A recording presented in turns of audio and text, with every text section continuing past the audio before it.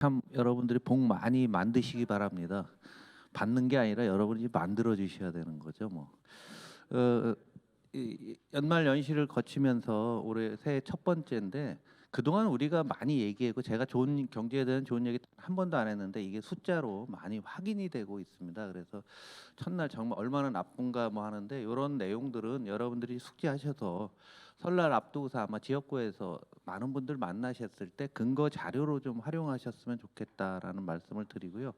오늘부터 이제 몇 번에 한 세 번에 걸쳐서 우리가 계속 어렵고 힘들고 이거 이제 많은 공격하고 사회적 담론안 하고 있지만 대안은 뭐냐라는 측면에 있는 거죠.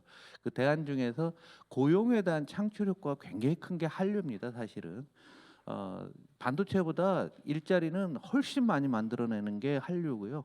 또 우리나라의 전반적인 국격도 만들어가고 있어서 이것을 산업적인 측면에서 우리는 그냥 뭐 오징어 게임 본다 뭐 한다 산업적인 측면에서 우리는 국회이기 때문에 보여야 될 것이고 이 산업에서 어떻게 육성하고 뭔가 지원해 줄까 오늘 이런 얘기를 하고 특별히 오늘 잡았던 거는 사실은 오징어 게임 2가 나와서 거기에 맞춰 갖고서 한류를 잡았던 건데 오징어 게임 2는 제가 보기에는 이건 완전히 정치적인 메시지더라고요.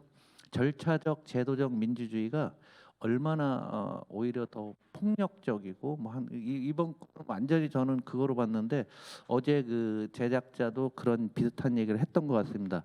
그리고 다음 주에는 김현철 교수님께서 이제 거시적으로 보시는데 순서가 좀 뭐 큰 그림부터 먼저들 하고 있지만은 지금 일본에 계셔갖고 시차를 맞추냐 그렇고요. 그리고 내일부터죠. 미국 라스베가스에서 CES가 벌어집니다. 그리고 그래서 설날이 지난 2월 4일에는 CES에 직접 다녀오신 분이 과거에 한번 들으셨을 겁니다. 4강 때 했었는데요. 과학기술 담당하는 고태봉 상무라고 IM 투자증권의 그 저기 리서치 센터장이 직접 지금 CES에 가 있는데 가서 보고 또 우리는 뭘 투자할까 뭐 이렇게 했고 한 3주 연속 이런 쪽으로 진행된다고 말씀드릴게요. 오늘 그 얼마는 일단 우리나라 작년도 경제 성적표를 보면은 세계 최악입니다. 그래서 우리나라 작년도에 코스닥이 21% 떨어졌고 원화는 14.3 연말 기준이에요. 1년 내내. 그다음에 코스피는 9.6 정도였는데 이쪽을 놓고 보시게 되면은 미국 S&P 500이 상위 500개 종목이 23%는 올랐고요. 일본 선진 주식 시장도 다 올랐죠. 이렇게 척 보시면은 나쁜 거 왼쪽은 한국 관련된 거고 좋은 쪽은 다 미국과 관련된 그리고 가상자산 쪽이 가장 많이 올랐다는 걸 보시고요. 주요 종목들이 얼마나 올랐나라고 보게 되면 뭐 엔비디아 171%, 뭐 브로드컴 110, 뭐 이게 이제 이런 상황이죠. 그래서 우리 국장이라고 해서 우리나라 투자가들이 해외로 빠지고 있는데 여러분들 보시면은 여기다 누가 투자하겠습니까? 투자는 많이 떨어졌으니까 사는 게 아니라 희망이 보이는 시장으로 돈은 물러가게 돼 있는 거죠. 그다음 환율은 우리 또 역시 꽁지인데 우리 밑에 한 나라 더 있어요. 좀 큰 나라 중에서는 브라질이 있습니다. 그래서 그나마 우리가 꽁지는 아니고 우리 밑에 브라질이 있다. 이렇게 보시면은 될 것 같습니다. 지금 나오고 있는 언론에 나오는 모든 지표는요. 여러분들 이렇게 보시면 돼. 이거는 작년도 3분기 내지 4분기 숫자가 나오는 거예요. 내란 이후에 나오는 것은 굉장히 드뭅니다. 사실은.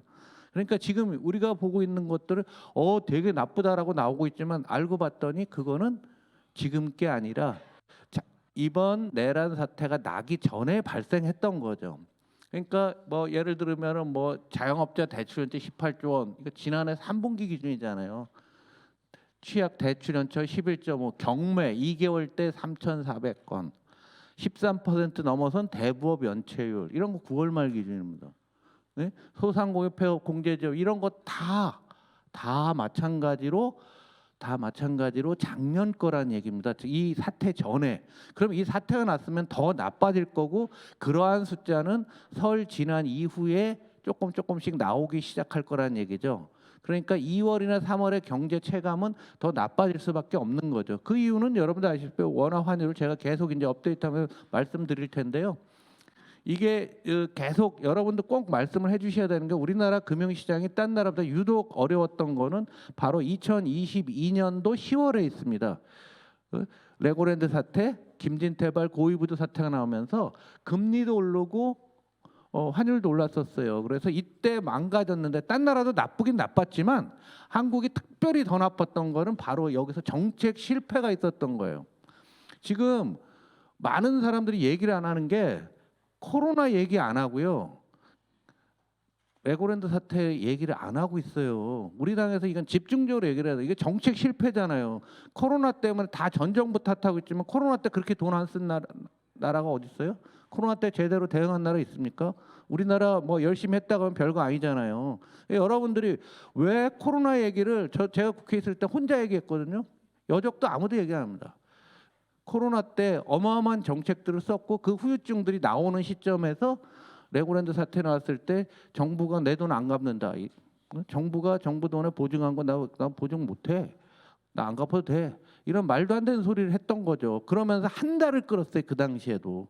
바로 나왔으면 괜찮은데 9월 30일 날 나와서 10월 28일인가 대책이 나왔으니까 한 달 동안은 질질질 끌고서 이거 어떡하지? 이건 뭐 추경호가 당시 부총리였습니다. 저랑 여기 오기영 의원하고 함께들 많이 싸우고 했었는데요. 잘 생각을 해보시면은 전부 다 전 정부 탓을 했지만 지금 누적된 거로 보면 코로나, 레고랜드 사태 굉장히 중요하고요. 지금 환율이 1,486원 연말에 찍고 1,400 지금 뭐 60원대 와 있는데요. 이 환율은 뭘로 의미를 잡아야 되냐면 IMF 때 뭐 1,800원 뭐 이렇게 하고요. 그 다음에 글로벌 금융위기 때 1,500원 갔어요. 그래서 뭐 저항선이 1,500이니 뭐 1,800원 이딴 소리들 언론에는 다 뻥이고요.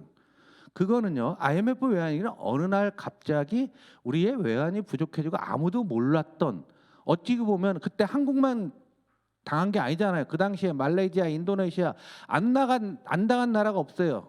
그 이후에는 러시아까지 가서 LTCM 사건이라고 해서 그게 또 지고 더 넘어가서 중남미, 멕시코 다 거덜나고 그랬거든요. 그 당시에 개도국들이 다 작살났어요. 그런 외부적인 욕구가 상황이 강한 그런 상황이었어요.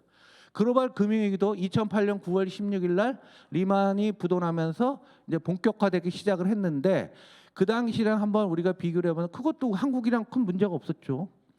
이번 거는 꾸준히 가고 있고요. 우리나라 내부적인 물론 트럼프 행정부 때문에 강하다는 것도 있었고 딴 나라 모든 나라 통화가 절하되고 있어요. 그러고 있지만은 이 부분은 한국적인 요소가 굉장히 강하다는 얘기예요. 그래서 따라서 과거에 뭐 1,500원 갔으니까 1,500원 갖고 1,600원 갖고 이게 아니다라는 얘기입니다. 이건 우리나라의 문제이고 그래서 이번 탄핵 사태를 빨리 마무리를 지어야 되는 게 가장 중요하다는 게 바로 이번에 환율에서 여러분들이 느껴지는 겁니다. 그래서 우리가 이야기를 할 때 이거는 과거와 틀리다. 과거는 다 외부 요인이었다. 이렇게 말씀하시고 이번 거는 우리나라 요인이기 때문에 시간을 단축하지 않으면 국민들의 고통이 더 심해진다. 이 논리로 여러분들이 말씀하셔야 되고요. 또 하나는 장기 금리가 하락하고 있다. 그럼에도 불구하고 이것이 환율이 올라가면 물가가 오르면 금리가 올라가야 되는데 안 올라가요. 정부 금리는. 그 이유는 우리나라 정부는 충분히 건전하다. 두 번째, 장기적으로 우리 성장률이 매우 낮아졌다. 이게 10년물 금리입니다. 10년물이면 얼마냐면은 지금부터 앞으로 10년간 2.8%라는 얘기예요. 그럼 물가가 한 뭐 1.5 뭐 이 정도 2% 오른다고 하면은 경제 성장률이 1%밖에 안 된다고 지금 우리나라 채권 사는 사람은 그렇게 생각하고 있다는 얘기입니다. 그러니까 두 가지가 공존하는 거예요. 짧게는 대단한 위기고 장기적으로는 야 진짜 볼 일 없네. 그래서 장기 금리를 같이 보여드린 이유가 바로 이런 거고 이런 상황이 언제 나타나냐면 바로 코로나 때 한 번 나오잖아요. 코로나 때 그 이전에 보면은 문재인 정부 초기에 굉장히 어려우니까 경제 안 좋으니까 장기 금리가 이렇게 떨어졌고요. 그런데 코로나가 오면서 환율도 같이 올랐었죠. 그 이후에는 어느 정도 회복이 됐었지만 비슷한 형태로 지금 나타나고 있는 거 굉장히 우려스러운 상황이다라는 얘기죠. 코로나 이후 통계도 몇 개들 나오고 있는데요. 소비 지표가 굉장히 안 좋아지고 있다는 거 뭐 연일 나오고 있는데요. 지금 나온 거는 카드 사용액밖에 안 나오고 있어요.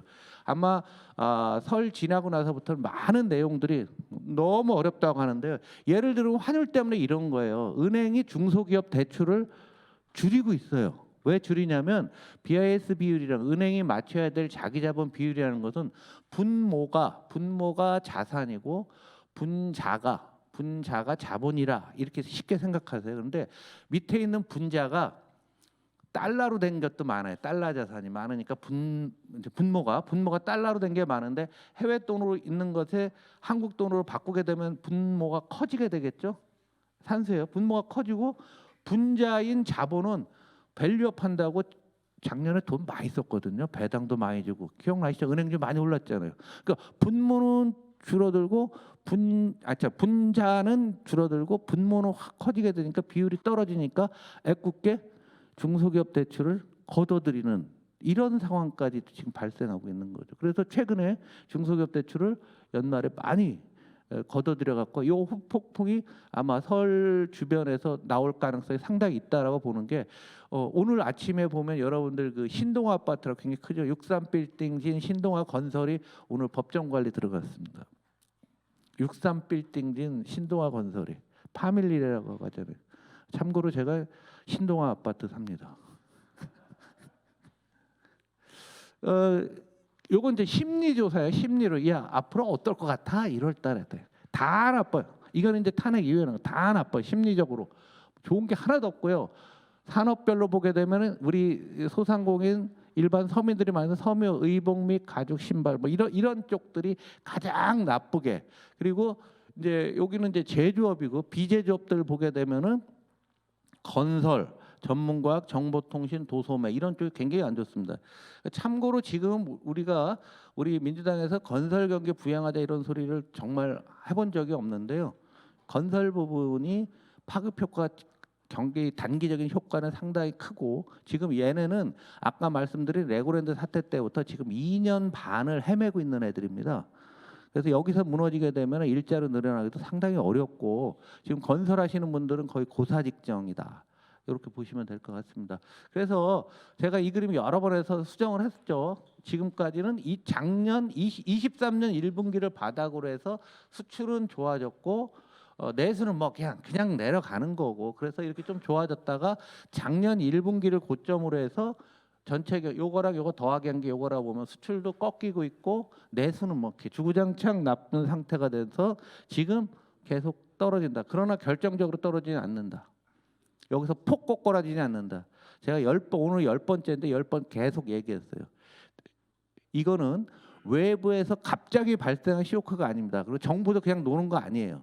그래서 정부도 되건 안 되건 쓸데없는 돈을 계속 뿌려대고 있습니다. 보이지 않게 얘들도 하니까 뚝 부러지는 거는 막지만 그러나 전체적인 큰 흐름을 못 잡고 이렇게 가고 있는 거예요. 경제성장 전망치는 저는 개인적으로 올해 1.5 아래로 보고 지금 이제 많은 경제 예측 기관들이 2025년 경제 전망을 2.2에서 2.0 정도로 낮추다가 지금 다시 1.78이 대세인데 오늘 아침에 또 세계에서 가장 큰 금융사인 JP모건에서 1.5까지 낮췄습니다. 1% 깨진다는 사람도 있을 거예요. 1% 깨지는데 수출이 어느 정도 해주니까 내수는 거의 마이너스에 가까울 가능성이 상당히 크다라는 얘기입니다. 그래서 올해 경제가 매우 어렵다는 얘기고요. 그래서 수출 뭐 이렇게 하는데 12월 수출이 제가 마이너스 나올지 모른다고 했는데 요거 생각을 못했습니다. 반도체가 여전히 꾸준히 좀 괜찮고요. 연말 쇼핑 시즌에서 미국 사람들이 참 돈을 무진장 썼고요. 두 번째 트럼프가 관세 올린다 하니까 지금 미국 사람들이 온통 사재기하고 있습니다. 그래서 트럼프 취임하고 한 올 1분기까지는 뭐가 오래 쓰는 내구재건 됐건 소비재가 됐건 전부 사재기하고 있고 그 다음에 중국이 경기 부양책을 강력하게 지금 시행하고 있다라는 거. 그래서 중국 수출도 늘고 미국 수출도 늘면서 한 6% 정도 12월 수출이 늘었습니다. 그러나 이거 다 이례적인 요인이에요. 그러니까 트럼프 사재기는 올 한 1분기 정도에 유지될 것 같고 그 다음에 중국 정책은 또 요거는 뭐 계속 지속될 것으로 보고 있습니다. 그러니까 전기차라든가 가전이라든가 이런 거에 대해서 정책을 많이 내고 있는 거죠. 그래서 경제 전망을 놓고 보면 한국이 지금 1.5 뭐 하고 있는데 OECD 미국 경제를 놓고 보시면 2025년 요난입니다. 다 2%대 이상으로 다 보고 있죠. 지금 뭐 더 좋게 보고 있고요. 미국 성장률 전망도 시간이 갈수록 이거 2024년은 대충 2.6 정도로 보는 거고요. 2025년도 이렇게 오다가 작년 연말부터 다시 올라가고 있는 상황. 그리고 2026년은 한 2%대. 그러니까 제가 항상 중요한 숫자가 2%라는데 2% 유지를 하고 있고요. 한국 경제 볼 때 미국보다 중국이 좀 더 중요합니다. 그 중국 성장률 전망은 대충 4.7 뭐 이렇게 하고 있는데 4.5, 4.4 뭐 요 정도 선에서 중국은 막기 위해서 대단한 부양책을 내고 있고 뒤에 말씀드리겠습니다. 근데 우리나라는 저기 기재부가 1.8까지 기재부가 내려왔거든요. 정부 기관은 항상 낙관적으로 봅니다. 그러니까 이 속마음은 얘들도 한 1.5 보고 있다라는 얘기예요. 일단 경제 지표를 볼 때 얘들이 실수로 무진장했잖아요. 작년 1분기 좋으니까 막 올해 뭐 2024년에 2.6을 가나 이런 헛소리 하다가 그때 우리 민주당하고 많이 부딪혔죠. 그게 말이 되냐? 반도체 하나 갖고 좋은 거 갖고 되냐? 뭐 이런 얘기들을 계속했었는데 얘네가 1.8 정도로 올해를 보고 있고요. 이런 것들을 막 쏟아붓는데 중요한 건 상반기에 다 쏟아붓겠다는 거예요. 상반기에. 그러니까 돈을 이게 근본적인 치유책은 전혀 아닌데 이 사람들이 하겠다는 거는 하여간 상반기에 어떻게든지 하면서 좀 버텨보겠다. 그리고 가급적이면은 추경도 안 하고 싶고 국채 발행도 안 하고 싶다라는 게 그냥 말에 묻어 있습니다. 여기서 한국은행이 이번에 우리나라 잠재 성장률을 발표했는데요. 2025년부터 29년까지 1.8, 1.3 이렇게 우리나라 떨어진다라는 얘기입니다. 그래서 제가 보기에는 뭐 저는 여기까지는 볼 것 같고 이 이유는 자신 없어요. 하늘에 있을 가능성이 상당히 크기 때문에 이 1% 아래가 되면 어떤 상황이 되는지 한번 한국은행이 밝힌 거죠. 그리고 분야별로 놓고 보면은 이제 자본, 돈을 투자하는 것, 사람은 줄어드니까 앞으로 이제 이건 마이너스가 되고요. 총요소 생산성이라고 해서 TFP라고 합니다. Total Factor Productivity. 이거는 숫자로 나오지는 않지만 여기 써 있죠. 혁신 생태계가 됐냐, 노동 정책이냐, 수도권 집중 완화냐, 뭐 이런 우리가 흔히 얘기하는 이런 내용들이 얼마나 중요한가는 요거는 정치의 영역이거든요. 이 부분을 키워놓게 되면은 한국의 성장률이 더 올라갈 수 있다라고 한국은행은 보고 있는 거죠. 이런 상황에서 주요국 경제들이 양극화된데 이거 미국인데요. 미국은 이게 GDP 대비 재정 적자거든요. 연간 기준이죠. 올해다 6%, 6, 7%, 6%면 미국 GDP가 약 28조니까 그냥 30조에 6, 368. 그러면 얼마입니까? 1.8조 달러 적자를 내는 거죠. 이렇게 정부가 돈을 쓰니까 소비 심리는 좋아지게 되고 불법 이민자 추방한다고 하니까 여기서 이제 사재기가 오는 거예요. 불법 이민자 추방한다고 하니까 요런 데서 물가가 올라갈 것 같으니까 하다못해 여기 세탁 있잖아요. 그러면 세탁소도 이 사람들 추방할지 모르니까 지금 옛날 있었던 밍크 코트 있으면 가서 그냥 맡기는 거죠. 지금 그러니까 하고 이 사람들이 이제 서베이를 했어요. 미시간 대학교에서 향후 가격이 상승이 예상하므로 지금 살만하다. 가전에 대해서 비싼 거는 아니다. 그러니까 이 사람들이 이게 쭉 올라오면서 트럼프가 취임이 그런 공포의 정치를 한다고 하는데 소비자들은 여기서 자기 사재기를 하고 있는 이런 상황이라는 얘기죠. 그래서 하여간 미국이 일시적으로 수입 수요가 증대되니까 한국도 수출이 이렇다. 그래서 한 달 만에 좀 바뀐 측면은 이런 측면은 우리가 예상들을 못했었는데 미국에서 그렇다는 말씀입니다. 우리가 한번 눈여겨봐야 될 게 지금 프랑스가 지금 정치적으로 아주 한국 다음으로 좀 엉망인 나라인데요. 프랑스가 경제 성장률 전망이 이렇게 막 떨어지고 있고요. 돈은 막 쓰고 있습니다. 잘 보시면 우리가 독일이 맛이 갔다고 해서 이 자리에서 많이 말씀드렸고 작년 9월 초에 드라기 보고서라고 해서 전 20의 의장하던 사람이 유럽 큰일 났다. 일본형으로 간다. 쉽게 얘기하면 이런 말씀을 드렸었는데요. 프랑스에서도 이런 경제 문제가 오게 되니까 이게 정치적인 측면으로 해서 총리가 거기도 거의 탄핵 비슷하게 물러나고 지금도 임명을 못 하고 있을 겁니다. 그래서 굉장히 싸우고 있는데요. 지금 전 세계는 미국과 미국 이외 지역으로 딱 양분돼 있다라고 보시면 돼요. 그래서 미국은 이렇게 트럼프 정책을 그냥 그런 대로 가는 거고 유럽은 거의 일본형으로 비슷하게 가는 거고 중국만 조금 예외적인 이런 상황으로 완전히 담벼락에 처진 상태로 경영되고 있는데 한국한테는 좋은 거 없죠. 근데 중국이 그 동안에 이건 중국인데 그 쉽게 얘기하면은 긴축 정책을 암암리에 펴왔었습니다. 그러다가 지난해 연말부터 중국이 정책 전환을 확 하고 있고 이것의 실행은 올 3월 초에 전국 인민 대표자 대회 전인대를 휘발점을 해서 중국이 돈을 쏟아내겠다고 발표를 했어요. 그래서 걔네들이 하는 얘기 보면은 온건한 통화 정책에서 적당한 완화, 그 다음에 재정 정책, 중국적 재정을 적절히 강도를 강화한다는데 이건 더 적극적이다. 그래서 재정 적자율 상황하고 초장기 국채 발행을 늘려서 이구환신, 옛날 것을 새로운 거로 바꾼다. 그러니까 집에 있는 가전이건 TV건 뭔가 새로운 걸 바꿀 때 정부가 지원을 해주고 기업들이 낡은 설비를 신설비로 교체할 때 정책 지원하고 지방 정부가 얘네는 전체 빚 중에 지방 정부 비중이 매우 높으니까 특수채 발행을 지방 정부를 살리기 위한 것을 하겠다. 그러니까 굉장히 적극적으로 나가겠다는 겁니다. 그래서 2023년도에 나왔을 때는 1번이 기술 혁신을 또 현대화산, 두 번째 국내 수요 확대. 이게 바뀌었어요. 전방위적으로 국내 수요 확대, 기술 혁신이 둘로 맺혔습니다.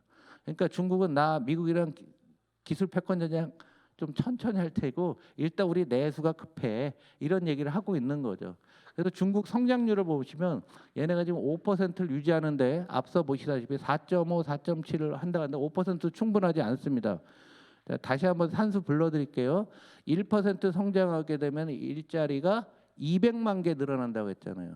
그래서 1년에 대졸자가 1,300만 명입니다. 그러면 6% 하면은 1,200만 개 일자리가 나오는 거잖아요. 근데 얘는 5라는 얘기는 그럼에도 좀 버텨보겠다라고 보는 건데 얘들도 중국도 청년 일자리 때문에 매우 고민스럽기 때문에 이걸 올리고 싶지만 못 올리는 거죠. 냅두면 이만큼 떨어지게 되니까 앞서 말씀드린 대로 다양한 정책을 통해서 이렇게 올리겠다. 올리는 방법이 뭐냐라는 거죠. 재정 적자율을 4%로 상향한다. 지금 보시면은 GDP 대비 재정 적자를 4%까지 올려주겠다. 그리고 요거는 중앙 정부가 하는 거고요. 지방 정부까지. 그러니까 요게 파란색이 중앙 정부인데 노란 거는 특별 채권. 지방 정부가 특별 채권을 발행하고 그다음 특별 국채를 발행해서 실질적으로는 8에서 9%. 코로나 때와 유사한 수준으로 하겠다는 겁니다. 이게 한국 경제에 나쁜 거는 아닌데 여기에 함의가 있어요. 뭐냐면 중국이 우리보다 GDP 대비 중앙정부 부채가 70%, 지방정부 부채까지 합치게 되면은 100이 넘습니다. 110 정도 될 거예요. 이런 나라가 내수를 살리기 위해서 돈을 이렇게 쏜다. 딴 말로 한국에서도 추경이나 돈 쓰는 것은 크게 두려워할 바는 아니고 딴 나라들 다 하고 있다. 미국은 막 쓰는 거 아실 거고 유럽도 다 마찬가지인데 우리나라만 허리띠 딱 졸라매고 있다는 거죠. 우리 옆에 있는 중국이 이러고 있는데 요거는 정부에도 우리 뭐 기재위나 정무위에서 또 산업위에서 정부가 무슨 역할을 해야 되는지 분명하게 정의를 해야 될 것 같습니다. 여기에 덧붙여서 중국에 지금 뭘 하고 있냐면 우리 기업들이 어려운 건데요. 얘네가 수출을 하는데 노란색은 단가. 그러니까 가격을 깎고 가격은 깎고 물량은 늘린다. 쉽게 얘기하면 땡 처리하고 있다는 그런 느낌으로 받아버리면 돼요. 땡 처리하고. 근데 이런 산업들이 뭐냐면 다 이런 것들인데 우리나라에서 이런 산업들 중에서 다 마이너스가 있잖아요. 수출 단가가 마이너스인 상태에서 얘네가 땡 처리하듯이 물량을 밀어내고 단가를 깎아서 내고 더군다나 위안화가 지금 신저치를 갱신하기 시작했어요. 어제부터 7.3으로 나왔는데 이렇게 되니까 우리나라 기업들은 점점 더 어려워지는 거죠. 그러니까 우리나라 기업들은 중국의 과잉 생산과 저가 수출이 매우 어렵다고 하는데요. 그래서 지금 산업별로 놓고 보게 되면 모든 산업에서 물량과 단가에서 단가는 낮추고 물량은 늘리는 이런 정책을 해갖고 지금 수출 환경이 매우 안 좋다라는 거죠. 그래서 앞으로 중국의 주요 산업 그럼에도 불구하고 중국은 여전히 많은 산업들에서 석유 제품은 뭐 유가와 관련되고요. 회색은 철강인데 이것만 마이너스고 나머지들은 흑자를 내고 있다라는 얘기죠. 딴 얘기는 중국에서 재고를 줄이면서 그러니까 쉽게 땡처리해서 재고를 줄여놓고서 해외로 그냥 막 밀어내고 있는데 어디로 밀어내냐면 동남아시아도 밀어낸다. 이머징 마켓을 막 밀어내고 있고 일부는 들어가고 있다라는 얘기죠. 그러니까 경제 위기에 대해서 중국의 시진핑 주석이나 그 지도부들이 갖고 있는 생각들은 어마어마한 위기감이 있다라는 걸 보여주고 어떤 정책도 불사하겠다는 거죠. 다음 주에 말씀드리겠지만 지금 트럼프가 관세를 올리면 위안화를 그만큼 절하시켜 놓게 되면 중국 수출업계에서 상세가 되거든요. 트럼프 일기 때 그렇게 했어요. 지금 암암리에 또 이런 정책들이 벌어지고 있으니까 다음 주에 말씀을 드릴게요. 그 다음에 이제 우리 이제 이번에 추경을 해야 되니까 퍼주기 논란 뭐 굉장히 많이 있는데 정부 부채 한번 정리하면은요. 정부 부채는 두 가지로 놓고 보시면 돼요. D2와 D3예요. D1은 한국만 쓰는 거 우리 기재부가 쓰는 거예요. D2는 맨날 언론에 나오는 게 D2다라고 보시면 되는데 요거를 한국말로 일반 정부 부채고요. 공공 부분 D3는 일반 정부 부채에다가 공기업, 한전, 가스공사, LH 쉽게 얘기하면 세 가지만 넣으면 돼요. 요걸 포함한 겁니다. 분모는 명목 GDP가 되는 거고요. 그래서 우리나라 D2가 GDP 대비 놓고 보시면은 49.8, 50.7이 됐죠. 작년 건 아직 안 나왔는데 조금 올라갈 겁니다. 그럼 D3는 이렇게 해서 69.7, 70 정도에 와 있어요. 그래서 이 50이라는 숫자는 뭐 요 숫자는 여러분이 잘 숙지를 했으면 좋겠어요. D2랑 D3만 알면 돼요. 그럼 보수 언론에서 정부 재정 큰일 났다 그러면 이게 디스 4, 5, 6 막 나갑니다. 여기다 사회보장 넣으면은 또 말이 안 되는데 딴 나라도 마찬가지거든요. 그건 소설이에요. 어쩔 수가 없습니다. 그래서 요 두 개만 놓고 보고 아마 이번에 추경을 하자고 하면 D3 갖고서 보수 언론이나 기재부에서 공격할 가능성이 상당히 크다. 그래서 이 부분이 뭔가 여러분들 한번 좀 오늘 말씀을 좀 드려보는 겁니다. 그래서 이게 D3고요. 69.7이고 D2 일반 정부 부채는 50.7입니다. 조금 정도 올라갔다라고 보시고 이건 추이라고 보시는데 딴 나라랑 비교해 보시면은 이거는 기관마다 틀린다. BIS한 건데 공공 부분을 아까 70 가까이 갔는데 여기는 72네요. 일반 정부 부채는 우리가 굉장히 낮죠. 근데 요 차이가 22.3 정도가 발생한다는 얘기입니다. 요만큼이 공기업 부채다라고 보시면 되고요. 근데 국가별로 일률적으로 하기는 어려워요. 유럽 같은 나라는 전력 산업을 국유화하고 있는 나라들이 꽤 있거든요. 그러면 그거는 국유한 나라들은 빨간색으로 들어가지 않겠습니까? 그러면 D3가 합리적이다라고 한번 보자. 봐도 우리나라가 매우 낮은 나라, 우리나라보다 낮은 나라들이 별로 없고요. 중요한 건 D3 발표하는 나라가 별로 없다라는 얘기입니다. 8개인가 9개 나라밖에 발표를 안 하고 있어요. 굳이 갔다가 이런 걸 얘기를 하는 거죠. 그러면 우리 가장 중요한 게 한전, 가스공사, LH 부채인데 얘네 부채가 한전이 205조, 가스공사 44조, LH 165조. 여기다 뭐 미수금 더한다고 합쳐 400 한 3, 40조 되는데 한전이 이걸 정부 부채로 볼 수 있습니까? 시간 지나면 전기요금 올려서 할 수 있는 거 아니에요? LH가 가지고 있는 거 다 땅이잖아요. 땅과 건물인데 아파트인데 뭐 이게 무슨 문제가 된다고. 가스공사 시간이 날 때마다 조금 올라오면 분명히 갚을 수가 있어요. 그러니까 너무 겁내서 이런 거 해서는 안 된다는 얘기죠. 정부의 역할이라는 게 굉장히 중요한데요. 정부 부채 한번 놓고 보시면은 요게 빨간색이 한국이고요. 요게 중국입니다. 그리고 노란색이 영국이고 프랑스고 이태리고 여기 일본이고 검정색이 미국인데 자 코로나 국면에서 코로나 중요한데 다 모든 나라 돈을 썼다가 그 다음에 뚝 떨어지는 건 갚은 게 아니라 제가 분명히 말씀드렸죠. 분모인 명목 GDP가 늘어나서 이게 이렇게 떨어진 거예요. 그러니까 이 서민들의 삶은 굉장히 어려운 거죠. 어느 나라. 근데 우리나라는 아무 짓도 안 했고 그냥 그런가 보다. 눈만 껌뻑껌뻑하면서 예? 복지 안동이라고 하죠. 복지부동은 안 옵니다. 복지 안동은 누워서 가만히 있으면 눈만 껌뻑껌뻑하는 걸 복지 안동이라고 합니다. 예? 그런 건 필기를 하셨다가 써 드시기 바랍니다. 복지 안동. 복지 안동 눈한자 예? 이런 거 가르쳐 주는 강의 들어봤어요? 근데 기업 부채로 놓고 보시면 우리나라 기업 부채가 굉장히 많이 늘고 있는데 딴 나라에 비해서 왜 정부가 이만큼 돈을 썼으니까 나머지 나라들은 보시면 기업 부채 그냥 옆으로 가잖아요. 별 차이가 없어요. 가계 부채 그냥 옆으로 가잖아요. 한국만 안 쓰니까 이렇게 올랐다가 이거 떨어지는 것도 이거 분모 물가가 올라갔고 분모가 커져서 떨어진 거지 뭐 전체 줄기는 뭘 줄여 그냥 옆으로 그냥 가는 거 아닙니까? 한번 우리가 명확히 보여야 되고요. 그다음 우리나라 정말 어려운 부분들은 가계부채 많다고 하는데 이태리 같은 나라 이태리가 진짜 제2의 일본이라고 하는데 가계부채에 있어서 놓고 보면 이렇게 낮아요. 이태리 사람은 얘들은 빚내서 뭘 사지를 않아요. 이태리 시칠리아 섬에 가면은 성 있잖아요. 성. 큰 성 하나가 1달러 하는 거 아시죠? 근데 수리비가 뭐 10만 달러 든다음에 하나씩 사세요. 1달러 뭐 10달러 아무도 안 사니까 대신 조건은 수리해 갖고 네가 쓰는 조건이다 뭐 하는데 얘들은 아무 관심이 없어요. 그냥 그 뭐예요?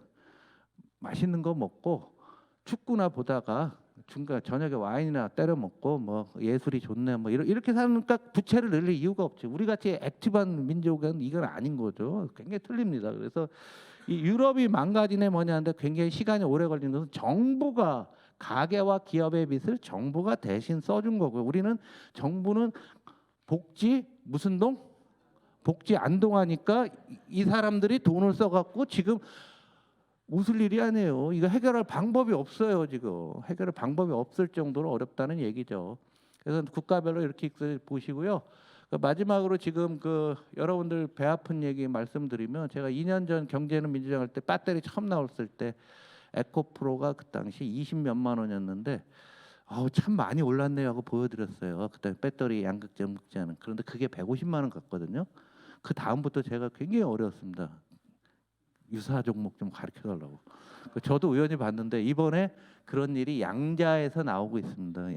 양자에서 나오고 있는데 기존 컴퓨터의 뭐 30조 배라고 하는데 우리 뇌의 용량을 벗어난 거잖아요. 그래서 미국에서 지금 양자 컴퓨터 하는 이 회사들 주가 올라간 거 보면 특히 그 구글이 그 저기 있잖아요. 슈퍼컴퓨터보다 뭐 몇 억 배 빠른 계산을 한 게 있었잖아요. 그 다음 날 그리고 트럼프 행정부 양자에 적극 투자하겠다. 지금 양자 경쟁이 불이 붙었고 아마 CES에서도 양자 관련된 얘기들이 많이 나올 겁니다. 이렇게 올랐고요. 이렇게 올랐고 제일 많이 오른 게 이거더라고요. 어디 있어? 이게 작게 보이는데 여기서 여기가 20배예요. 한 달 동안에 20배. 네? 그 떨어졌어요. 한번 사보시면은 또 여기서 인생 조지던지 말던지. 근데 이게 돈을 버는다기보다도 얘네 다 적자인 회사들입니다. 그런데 이제 그 기술이 있다라고 하는데 우리나라 한국의 우리 피 끓는 우리 투자가들 1,400만이 해외로 나가서 이런 거 하는 거 한국에 없으니까. 그러니까 이것도 환율을 함부로 우리가 이해하기 어려운 그런 측면이고요. 다시 한번 말씀드리는데 환율에 대한 언급은 하지 마십시오. 잘못하면 큰일 납니다. 정치적으로도. 그러니까 환율은 그냥 위험하다, 큰일 났다, 물가가 올라서 이런 정도로 얘기해야지 환율에 대해서 구체적으로 이야기한다는 거는 여기서 잘못하면 삐끗하면 문제가 발생할 수 있을 정도로 마지런한 상황에 와 있어요. 왜냐하면 모든 자산은 이렇습니다. 내가 투자를 했는데 20% 이하로 떨어지면 자동으로 매도가 나오는 경우가 있어요.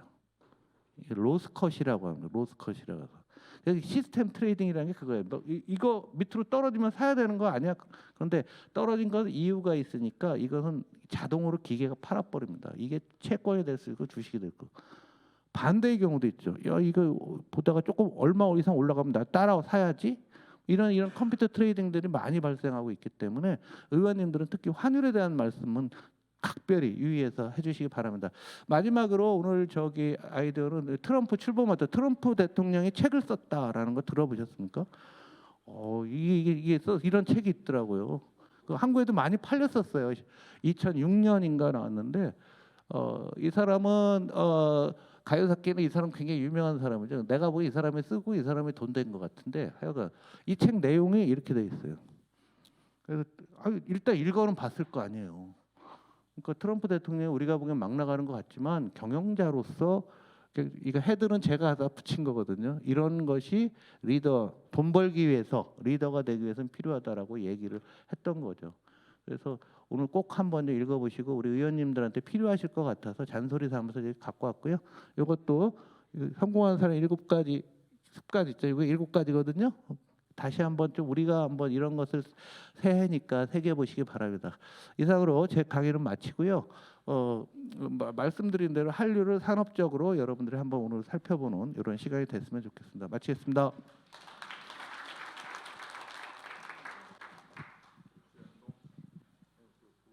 네네. 큰 거. 네.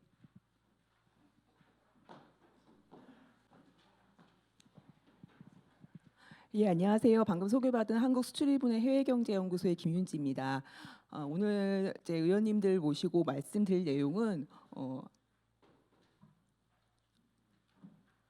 잠깐만요.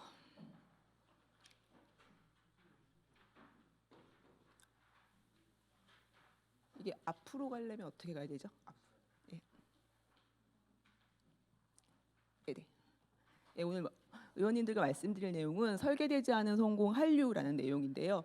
최근에 그 탄핵 집회에서도 많은 그 한류 팬들이 응원봉을 가지고 나왔었죠. 그리고 아마 여러분들께서 많이 해외 분들 만나실 때에도 너희 나라의 한국의 그 산업 한류는 어떻게 이렇게 발전을 했느냐, 그런 얘기 굉장히 많이 들으실 겁니다. 근데 특히 우리가 이 이야기를 들을 때 우리 원래 한류 잘했지라고 생각을 할 수도 있지만 사실 이 한류가 산업으로 자리 잡게 된 건 30년이 되지 않습니다.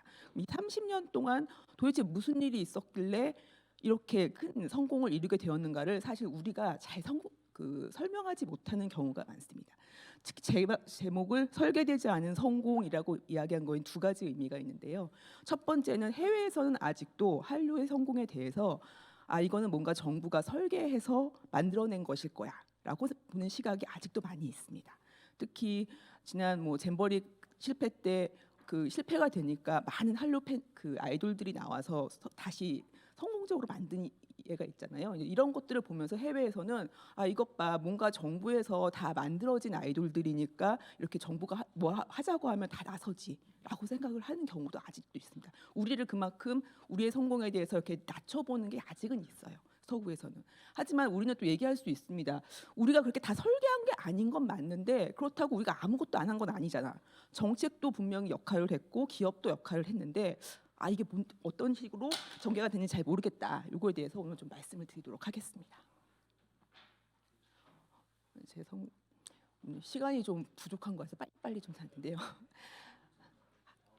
20분까지요. 예. 한류의 지금 성공의 동력은 무엇인가? 다 한류가 언제부터 이렇게 성공하게 된 것이냐라고 얘기할 때 굉장히 많은 이야기들이 있지만 저는 한류가 산업이 된 게 중요하다고 보고 있고요. 그러면 한류가 산업이 될 수 있었던 동력은 뭐냐? 어느 날 갑자기 산업이 되진 않거든요. 무슨 계기가 있고 그 환경의 변화가 있었기 때문에 산업이 된 것인데 이 산업이 된 과정에 대해서 오늘 말씀을 드리도록 하겠습니다. 일단 한류가 지금 어느 정도의 수준인지에 대해서 먼저 약간 말씀을 드릴게요. 저는 이제 수출 기준으로 말씀을 드리는데요. 지금 아직 24년 수치는 안 나왔기 때문에 23년 기준으로 말씀을 드리면 한 130억 달러 정도 됩니다. 그런데 이 표를 보시면 아시겠지만 130억 달러 정도 수출을 하고 있는데 60% 이상이 게임에서 나와요. 사실 콘텐츠 수출에서 굉장히 많은 것을 차지하고 있는 것은 여전히 게임이고요. 우리가 알고 있는 방송이나 영화의 비중은 10% 미만으로 적고 최근에 조금 늘어나고 있는 게 음악 정도 돼서 한 8% 정도 됩니다. 그래서 우리가 생각했던 것보다 수출액은 굉장히 크지 않다라는 건데 그러면 이게 이제 130억이라는 게 대략 어느 정도 기준이 될까를 보면 이것도 이제 23년 기준이기 때문에 우리가 6,300억 달러라고 했을 때 콘텐츠는 약 10번째에서 11번째 정도 됩니다. 그러니까 보통 우리가 반도체가 1,000억 불 가까이 수출을 하고 자동차, 조선 이런 것들이 쭉 가는데 그래도 콘텐츠가 100억 불 이상을 하기 때문에 저는 이제 가전을 넘어섰다, 컴퓨터를 넘어섰다 이제 이런 얘기 많이 해요. 그래서 요 수준을 넘어섰긴 했지만 여전히 우리나라 전체 수출액으로 볼 때는 한 2%에서 3% 정도밖에 되지 않는다. 그런데도 우리가 느끼기에 우리 한류 수출 되게 큰 것 같은데 2% 3%보다 훨씬 큰 것 같은데 라는 느낌이 들잖아요. 그 이유는 이것 때문이죠. 콘텐츠 수출은 다른 수출에서는 볼 수 없는 또 다른 효과가 있습니다. 보통은 산업 연관 효과라고 해서 어떤 수출액이 발생을 하면 생산 유발 생기고 취업 유발 생기는 건 당연합니다. 그게 요 연두색 부분이라고 생각하시면 돼요. 어떤 산업에서든 수출이 발생하면 생산 유발 얼마큼 일어나지, 취업 유발 얼마큼 일어나지 하는데 콘텐츠 수출은 이상하게도 단지 자기네만의 그 연관 효과만 있는 게 아니라 소비재 수출을 같이 연관시키는 능력이 있습니다. 이때 말하는 소비재는 모든 소비재는 아니고 사람들이 생각할 때 문화적으로 취향적으로 나 이 나라 거 좋아, 나 이 나라 거 한번 써보고 싶어. 그래서 많이 팔리는 게 화장품 또는 의류 또는 식품, 요즘 가공식품, 뭐 라면, 소주 이런 것들, 그리고 휴대폰 같은 것들도 사실 브랜드의 힘을 많이 영향을 받기 때문에 이런 데 포함이 됩니다. 그래서 콘텐츠 수출액이 작아 보이지만 왜 더 큰 영향을 미치느냐? 소비재 수출액을 자기 몸보다 더 크게 한 1.8배 정도 더 늘리는 효과가 있고, 요게 늘어나는 생산 유발 효과가 더 큰 거죠. 그래서 콘텐츠 수출은 지금 여러분들이 이야기하실 때 수출액 자체는 그다지 크지는 않지만 다른 연관 산업 효과가 크다라고 얘기를 하는 것이고요. 그래서 정책적으로도 요즘은 요 소비재 수출을 늘리는 것 쪽에 대해서 많이 고민들을 하고 계십니다. 근데 저는 이거에 대해서도 조금 조심스럽다. 너무 한류해서 소비재 수출로 연관하는 게 정부의 어떤 그 정책적인 영향인 것처럼 보이면 또 그것도 부작용이 올 수 있습니다. 해외에서는 뭔가 한류에 대해서 정부가 손을 대는 모습이 보일 때마다 저럴 줄 알았어. 쟤네 아시아 애들은 저렇게 하지. 이런 시각들이 있기 때문에 정부의 지원은 굉장히 필요하긴 하지만 조금 뒤에서 보이지 않게 하는 게 필요하다라고 좀 이야기를 하고 있습니다. 그러면 이제 오늘 본격적으로 한류의 수출, 한류의 산업이 어떻게 진행이 되었는가를 생각한다면 저는 이제 충격이 있었다. 충격의 가장 큰 시작은 개방의 충격이다라고 생각을 하는데요. 여기 계신 분들은 아마 기억 많이 하실 거예요. 1988년 그 한국에서 그 위험한 정사라는 영화가 UIP 직배 첫 번째 영화로 개봉이 되었습니다. 이때 그 명동 코리아 극장하고 신촌 신영극장에서 뱀이 풀렸던 사건이 있었어요. 나중에 드러났지만 이 사건이 굉장히 컸고 당시에 UIP 직배 영화를 반대하는 영화인들에 의해서 이 사건이 일어났던 것을 기억하고 계실 것입니다. 저는 이게 한류의 산업화에서 가장 중요한 사건 중에 하나라고 생각을 하고요. 왜 이런 일이 일어날 수밖에 없었는지 말씀을 드리겠습니다.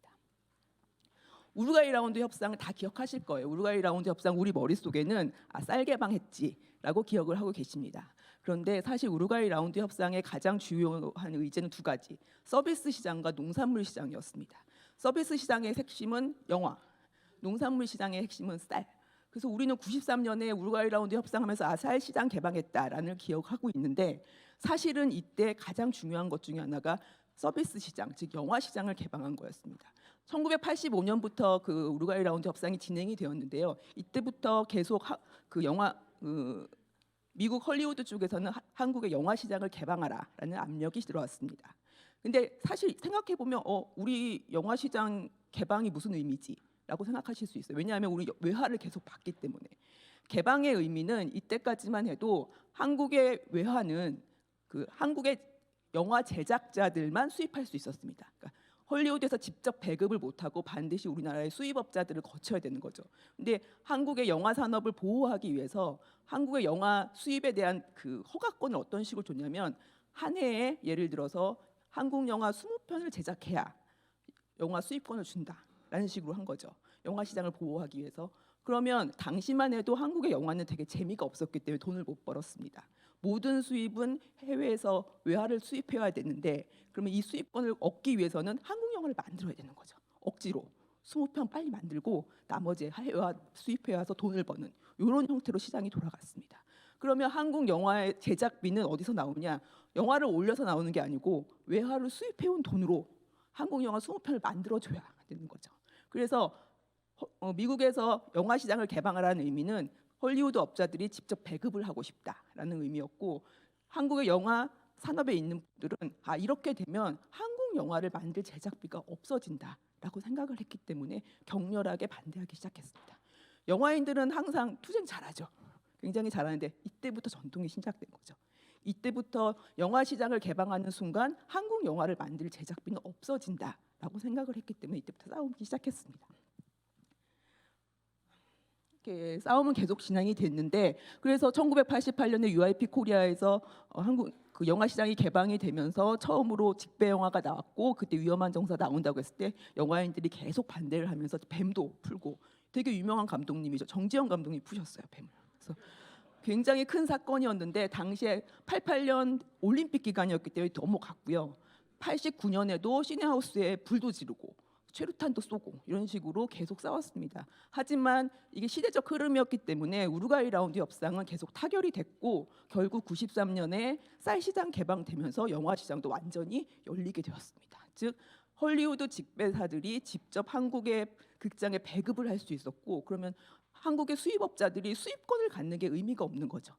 그럼 수입권을 갖는 게 의미가 없다는 얘기는 한국 영화를 제작할 제작비가 없다 이렇게 되는 겁니다. 당시에 한국 영화 점유율은 15.9%밖에 되지 않았습니다. 지금은 우리나라에서 한국 영화의 점유율이 60%쯤 됩니다. 전 세계적으로 자국의 영화의 비율이 50%가 넘는 나라는 미국을 제외하고 4나라밖에 없습니다. 퀴즈 들어갈까요? 우리나라 어디 있을까요? 또 4나라. 인도, 중국, 일본. 북한은 집계에서 빠집니다. 그래서 요 4나라밖에 안 되는데 이게 의미하는 바는 뭐냐면 보통 이제 대학생들한테 이 질문을 하면 다 프랑스요 뭐 이런 얘기 많이 해요.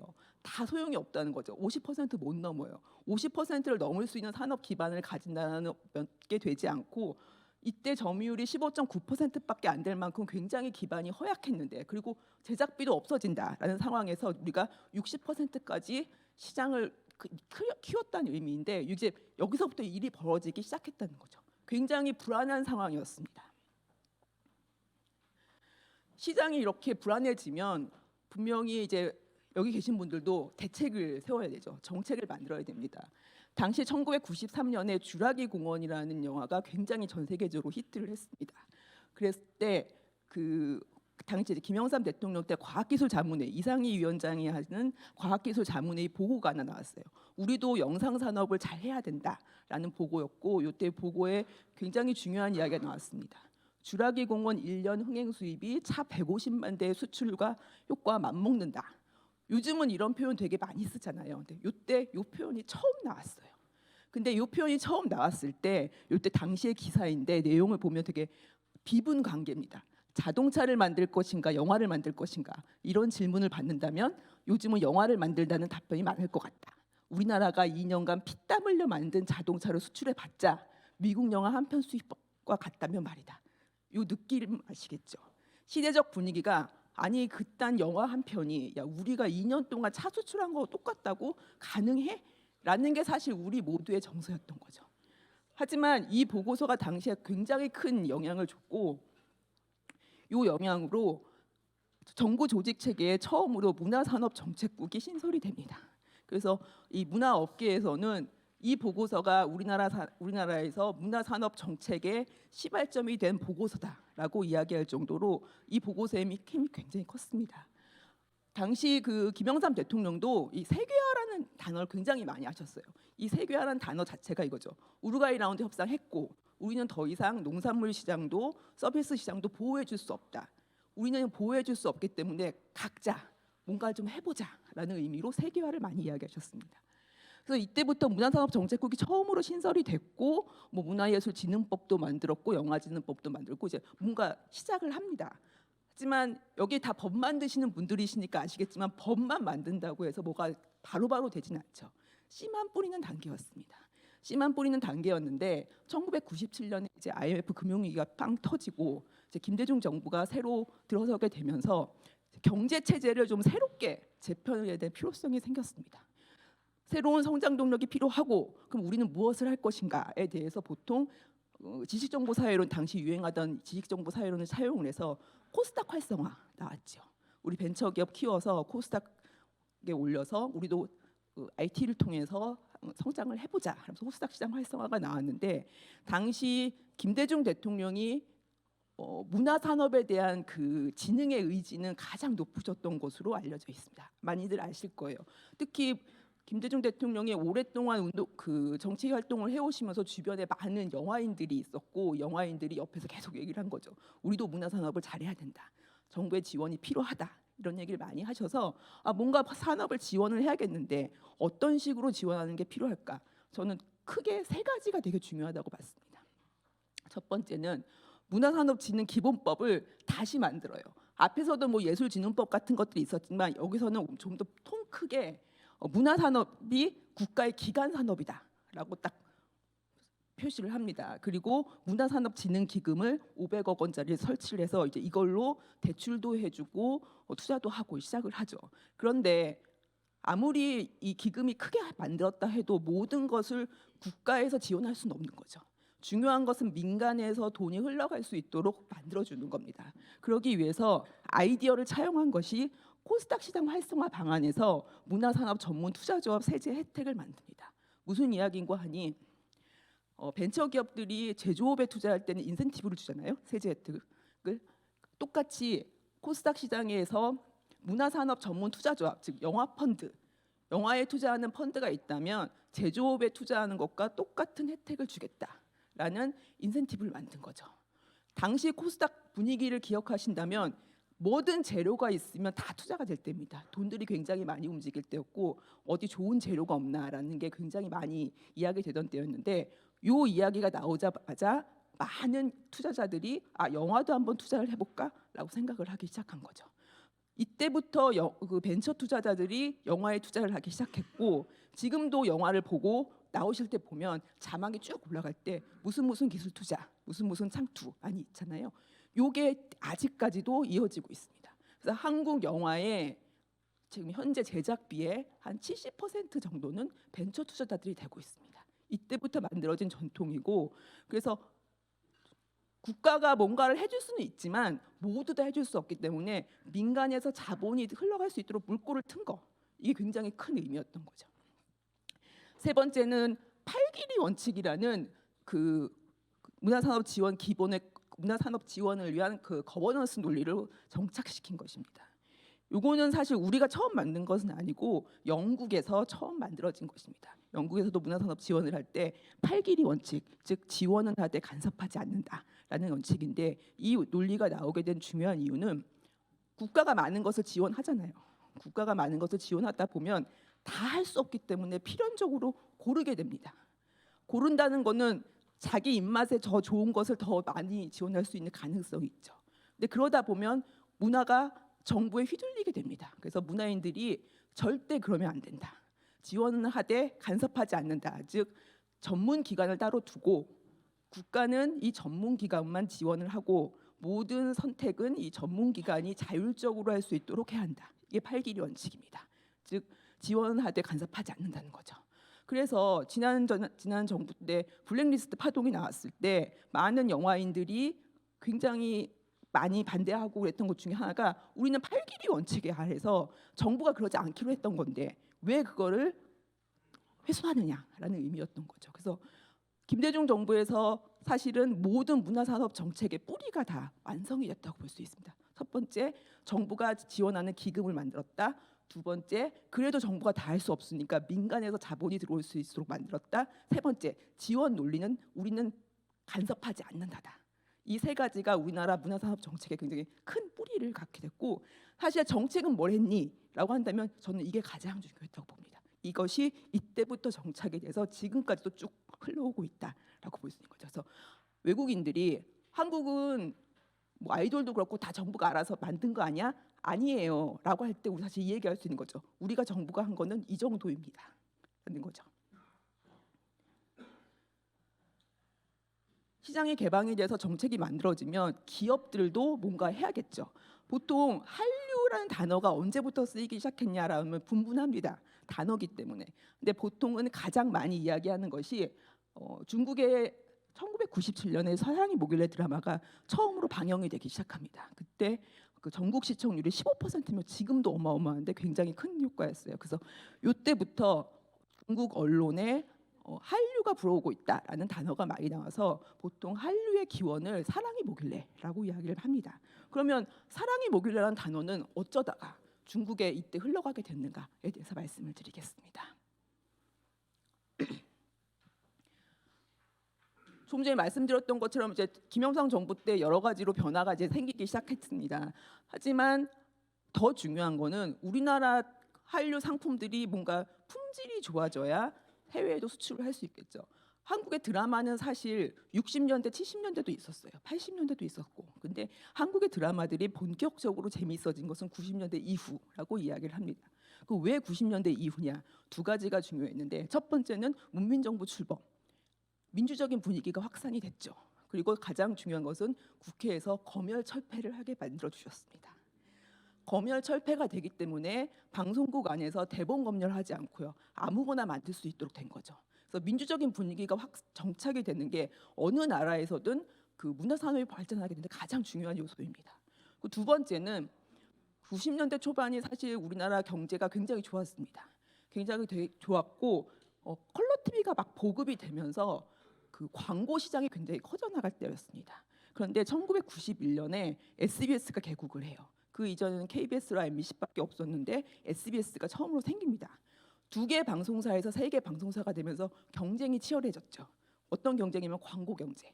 광고를 서로 뺏어오기 위해서는 자사의 그 방송물의 시청률이 좋아야 합니다. 그래서 이때부터 드라마를 좀 더 재밌게 만들고자 하는 욕구가 커졌습니다. 사실 그 전에는 의미가 없는 거예요. 키면 나오고 뭐 수익도 그다지 높지 않기 때문에 더 재밌게 만들어야 된다는 필요가 없었는데 방송사가 하나 더 생겨서 경쟁이 치열해졌고 특히 문민정부 출범하면서 민주적인 분위기가 확산이 되면서 방송국에서 뭔가 좀 더 재밌는 걸 만들어 보자라는 의지가 굉장히 높아진 거죠. 그래서 어느 나라에서든 문화산업이 발전하기 위해서 이 두 가지 조건이 필요하다. 경제적인 발전 그리고 민주화의 확산. 이 두 가지가 정착이 되지 않으면 아마도 좀 힘들다. 최근에 중국 드라마들, 영화들이 굉장히 좋아졌어요. 그러면서 비슷한 이야기를 저한테 물어보세요. 중국계 우리 거를 위협할 수 있나요? 저는 두 가지가 만족이 돼야 되는데 자본은 좋을지 모르겠지만 민주적인 분위기가 확산되지 않다면 좀 어려울 것 같다라고 얘기를 해요. 그래서 이 두 가지가 항상 중요합니다. 근데 지금 그 드라마는 재밌게 만들어졌지만 방송국에서도 사실 수출에 대한 의지는 별로 없었습니다. 수출을 해봤자 얼마나 벌지 모르고 다 지금 수익은 국내에서 창출이 되고 있기 때문에 수출에 대한 의지가 없었는데 정부가 조직을 만들었잖아요. 문화산업정책국. 거기서 국장님들이 부르시는 거죠. 방송국 사람들을 불러다가 야 우리가 정책 만들었는데 실적 만들어야지 하면서 계속 수출을 하라고 권합니다. 그래서 이분들이 어떤 대응을 했냐면 안 할 수는 없고 그럼 조금이라도 해볼까 하고 그 당시에 유명하던 그 상사에 다니던 분들을 한 회사에 한 2명씩 뽑습니다. LG 상사, 대우, 삼성물산 이렇게 계시던 분들을 뽑아다가 이분들한테 드라마 비디오 테이프를 주면서 값은 상관없고 너희들 가서 팔던 데 가서 좀 팔아봐 하고 주기 시작해요. 그래서 이분들이 가발 팔고 자동차 팔고 이러던 분들이 이제 비디오를 들고 팔기 시작합니다. 아시아 시장에 가서. 당시에 우리의 판매 포인트는 거의 일본 드라마랑 비슷한데요. 가격은 10분의 1입니다. 이거예요.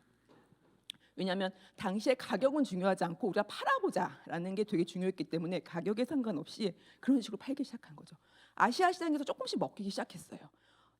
거의 일본 거랑 비슷해, 재밌어. 근데 가격은 10분의 1, 20분의 1밖에 안 돼. 조금씩 사면서 아시아 시장에 조금씩 들어가기 시작합니다. 그래서 뉴스도 조금씩 나와요. 우리나라 뭐 의가 형제가 베트남에 팔렸다. 사랑이 뭐길래가 중국에 팔렸다. 이런 광고 기사들이 좀 나오기 시작합니다. 그런데 가장 더 중요했던 것 중에 하나는 IMF 금융위기가 터졌을 때였습니다. IMF 금융위기는 사실 우리도 되게 어려운 때는 맞았는데 아시아 국가들이 모두 환율이 높아지는 효과를 얻었습니다. 그래서 이 나라들이 일본 드라마를 수입해 오다가 너무 비싼 것 같이 느껴지는 거죠. 그러면 우리도 생각하잖아요. 좀 싼데 비슷한 거 없을까라고 생각을 했고 그때 한국 드라마들이 거의 일본 드라마랑 비슷한데 값이 10분의 1밖에 안 돼. 라고 하니까 한국 드라마들 막 타기 시작한 거죠. 그래서 IMF 금융위기가 사실은 우리한테 굉장히 어려운 시기이긴 했지만 한국의 드라마들이 아시아 시장을 확산하게 하는 데는 굉장히 큰 계기가 됐습니다. 특히 대만 같은 경우가 수출의 거점이 됐는데 왜 대만이 중요했냐면 대만에 수출을 하게 되면 대만 인근의 그 위성 채널을 통해서 홍콩, 싱가포르, 중국까지 다 같이 보는 효과가 있고 대만에는 더빙판이 나갔는데 대만 더빙판이 나가면 그 말을 알아듣는 나라들은 다 같이 보는 거죠. 그래서 대만이 수출 거점이 돼서 IMF 금융 위기에 우리나라 드라마들이 굉장히 많이 확산하게 됩니다. 좋은 드라마들이 계속 나와요. 뭐 겨울연가도 나오고 대장금도 나오고 했는데 굉장히 많이 팔리긴 했으나 아시아 시장을 중심으로 판매되다 보니까 수익은 그다지 높지 않았습니다. 그리고 방송사들도 수익에는 그렇게 큰 관심이 없었어요. 팔린다, 야 우리 게 팔린다라는 거에 굉장히 만족을 할 수밖에 없었습니다. 그럴 수밖에 없었던 이유 중에 하나가 이제 우리가 수익까지 기대를 하려면 좀 중요한 요건이 있었어요. 첫 번째는 드라마 같은 것을 팔려면 더빙, 자막 이런 게 필요합니다. 그런데 당시의 제작비 수준에서 이 더빙을 한번 만드는 게 너무 비쌌어요. 그래서 우리가 얼마나 팔지 모르는데 더빙까지 하니 모르겠다. 그냥 대충 팔 수 있는 데만 팔자라고 생각을 했고, 더 중요한 이유는 당시까지만 해도 드라마를 팔기 위해서는 방송 전파를 이용해야 합니다. 그러면 특정한 국가의 방송국에다가 팔아야 되는데 당시에 방송 전파를 통해서 드라마를 보기 때문에 특정한 시간대, 특정한 공간에 우리 드라마를 볼 수 있는 사람이 있어야 돼요. 그런데 만약에 뭐 브라질에 가서 어떤 도시에 방송국에 가서 우리 드라마를 팔겠다? 안 사주죠. 이 시간대에 우리 드라마를 볼 수 있는 사람이 제한되어 있기 때문에. 그래서 방송 전파 시대에는 사실 우리 드라마들을 확산시키는 게 아시아 시장 말고는 힘들었습니다. 수익도 안 나지만 그냥 판다라는 수준이었는데, 중요한 것은 2010년대에 들어서면서 여러분들 가정에 다 초고속 인터넷이 깔리기 시작합니다. 우리 집에 또 깔리고 옆에 집에 또 깔리고 다 깔리기 시작하죠. 초고속 인터넷 깔릴 때 가장 먼저 뭐 하셨는지 기억나세요? 집에서? 미국 드라마 다운로드해서 보셨죠. 10편씩 20편씩 다운로드해서 보셨잖아요. 전 세계적으로 같은 일들이 벌어졌습니다. 자기가 보지 못했던 드라마들, 텔레비전에선 볼 수 없는 드라마들을 다운로드해서 보기 시작했죠. 한국의 드라마들도 사실은 보고자 하는 사람들이 전 세계에 조금씩은 있는데 도대체 텔레비전에서 나오지 않아 했지만 인터넷을 통해서 다운로드 받아서 볼 수 있게 됐습니다. 그래서 초고속 인터넷 시대가 되면서 한국의 드라마들이 굉장히 급속도로 인터넷망을 통해서 확산이 될 수 있었습니다. 그런데도 사실은 자막 문제 때문에 더 확산이 되기 힘들었어요. 그런데 이런 일들을 어떻게 해결을 했느냐? 예를 들어서 드라마 피버나 비키 같은 게 미국에 있던 사이트들인데 이 사이트들에 한국 드라마들이 올라요. 그러면 이 아시는 그 한 사람이 딱 이렇게 해서 오늘 내 이름은 김삼순 3회 번역하실 분 모읍니다. 7명이 한 팀이 돼요. 그러면 이 분들이 밤새 번역을 해서 자막을 만들어서 올립니다. 그러면 그 자막판을 가지고 전 세계 사람들이 같이 보는 이런 형태 되는 거죠. 그러니까 이게 팬들의 자발적인 힘이 굉장히 컸다라는 게 한류에서도 같이 일어나는 거죠. 최근에 그 응원봉 들고 나온 한류 팬덤을 보면서 야, 이 사람들은 도대체 왜 이러냐 하실 거 아니에요. 이분들도 마찬가지예요. 아니 그 번역을 왜 자기들이 해? 회사가 하면 되는데 우리는 참지 않는다. 얘네들이 해주지 않으니까 우리가 직접 한다. 이게 한류 팬덤의 기본입니다. 너희들이 못하는 거 우리가 직접 할게. 이런 마음이 이때부터 일어났고, 이걸 통해서 사실은 한국의 드라마들이 굉장히 전 세계적으로 확산이 되기 시작합니다. 2010년대 중반 이후에는 넷플릭스를 비롯해서 OTT들이 생기기 시작합니다. 넷플릭스가 성장을 하면서 여러 시장을 받고 한국 시장에도 아시아에선 두 번째로 진입을 합니다. 이때 한국 시장에 들어온 것은 우리나라 시장을 확대하는 것도 있었지만 더 큰 이유는 한국의 드라마들을 수급하겠다. 왜? 전 세계적으로 이 나라 드라마를 되게 많이 봐. 우리가 분명히 투자를 해서 확산시키는 데 도움이 될 거야라고 생각을 해서 넷플릭스가 우리나라 드라마들에 굉장히 많이 투자를 하기 시작합니다. 한국의 드라마 산업은 사실 돈을 한 번도 번 적이 없어요. 어떻게 벌 수가 없었냐면 한국의 드라마들을 만들 땐 보통 이런 식으로 만들었습니다. 100만 원짜리 드라마라면 방송국에서 한 70만 원을 줍니다. 그리고 한 30만 원 정도는 자체 조달해서 만듭니다. 그럼 이 30만 원 자체 조달하기 위해서 OST를 하기도 하고 PPL, 광고. 그래서 드라마 거의 끝날 때쯤에 광고로 난리가 나잖아요. 얼굴에 찍어 바르고 뭐 먹고 계속 그런 장면들 나오는 게 한 70%밖에 방송국이 주지 않기 때문에 방송국은 딱 그 정도의 여력밖에 없는 거죠. 그래서 30%는 니네가 알아서 채워 하는 형태로 드라마를 만들었습니다. 그런데 넷플릭스와 같은 OTT들은 어떤 식으로 하면 얼마면 만들 수 있어? 100만 원이요. 그러면 110만 원 줄게. 120만 원 줄게 해서 만들게 했습니다. 한국의 좋은 제작자들이라면 당연히 여길 가야 됩니다. 그리고 당시 코로나가 확산이 되면서 영화계도 되게 힘들어졌고 한국의 제작 환경에서 도저히 돈을 벌 수 없었던 많은 제작자들이 OTT 가면 넷플릭스 가면 100만 원짜리 120만 원에 사줘. 좋은 제작자들이 갈 수밖에 없죠. 그래서 아주 많은 좋은 영화인들, 제작자들이 모두 여길 가서 만들기 시작했습니다. 우리나라 제작비들도 굉장히 올라가게 됐죠. 이렇게 해서 성공해서 나온 게 킹덤도 있고 오징어 게임도 있는데 지금은 사실 이게 성장의 한계가 되고는 있습니다. 왜냐하면 아무리 좋은 걸 만들어도 100만 원짜리 110만 원에 사주고 끝인 거죠. 영화하고는 다르죠. 영화는 100만 원짜리 만들어서 1000만 원, 2000만 원이 될 수도 있는데 여기서는 110만 원 한번 사주고 끝입니다. 그나마 요즘은 100만 원짜리 105만 원에 사줍니다. 마진율도 떨어지고 있어요. 그러니까 오징어 게임 1 같은 경우도 그냥 제작비 말고는 번 게 없기 때문에 한국의 제작자들은 더 이상 이런 구조로는 좀 힘들지 않아? 라는 이야기를 계속하고 있습니다. 지금 닥친 문제는 요거죠.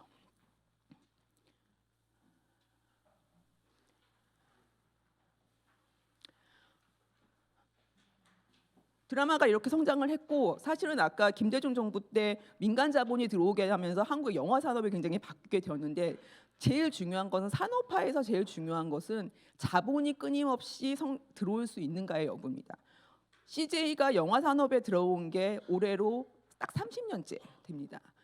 이때 스필버그가 영화사를 만들자고 제안을 했고요. 영화사를 만들자고 제안을 했을 때 첫 번째로 갔던 회사가 삼성전자 이건희 회장이었는데 가서 까였습니다. 별로 좋지 않은 결과를 얻었고 그 다음으로 CJ의 이미경, 이재현 남매가 가서 성공적으로 유치를 했죠. 이때 스필버그에게 이재현, 이미경 남매가 했던 이야기가 이거였습니다. 이건희 회장은 가서 그 얘기만 했대요. 나는 반도체를 하니까 소프트웨어가 필요해. 나 너희한테 투자할래. 이런 얘기를 했습니다. 안 먹혔습니다. 근데 이 두 남매는 그때 30대 청년이었는데 가서 이런 이야기를 했다고 합니다. 우리는 아시아에서 영화를 만드는 나라가 되고 싶습니다. 굉장히 아름답죠. 이게 진실인지 모르지만 헐리우드에 있던 스필버그의 마음을 흔들었고 이 두 투자자를 받아들여서 이때 CJ가 처음으로 영화 사업을 시작하게 됩니다. 영화 사업 시작하면서 스필버그한테 영화 제작하는 거, 배급하는 거, 투자하는 거 배워서 이때부터 영화 사업을 시작하게 합니다. 그런데 1995년이 사실은 그렇게 아름다운 해가 아니었어요. 과거의 영화사들이 이제 많이 쇠퇴를 하고 기억하실지 모르겠지만 1980년대 후반에 대한민국에 있는 모든 대기업들이 영화 사업에 진출했던 때가 있습니다. 삼성 영상사업단 기억나실 거예요. 비롯해서 모든 대기업들이 영화 사업에 투자를 했어요.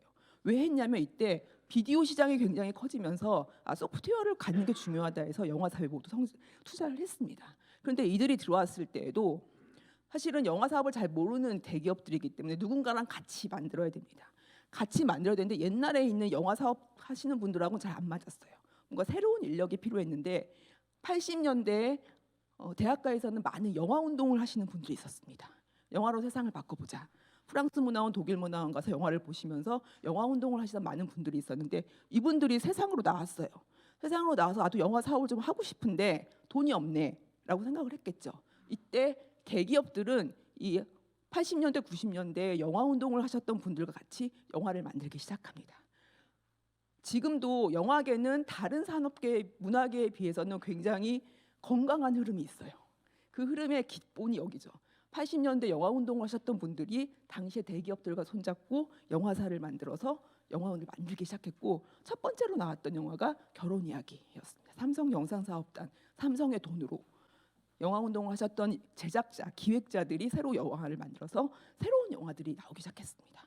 이때부터 나왔던 영화들을 보통 기획 영화 시대라고 해요. 왜냐하면 새로운 기획자들이 탄생했다. 이 기획자들이 지금도 영화계에서 굉장히 많은 역할을 하고 계시는 영화 제작자들. 이분들과 대기업의 돈으로 잘 영화를 만들어 가고는 있었어요. 그런데 문제는 뭐였냐면 IMF 금융위기가 터집니다. IMF 금융위기가 터지니까 대기업들은 빠르게 영화 사업을 철수를 합니다. 왜냐하면 영화 사업에 돈을 넣긴 했는데 아직 큰 돈을 벌지는 못했어요. 근데 워낙에 IMF 금융위기가 너무나 큰 위기 상황이었기 때문에 돈 안 되는 사업은 다 철수를 해야 되잖아요. 그래서 다 철수를 합니다. 삼성 영상사업단을 비롯해서 모든 대기업들이 철수를 하기 시작합니다. 그런데 딱 3개의 기업만 남았어요. 어떤 기업이었냐면 아까 말씀드린 CJ. CJ는 1995년에 시작했어요. 얼마 되지도 않았어요.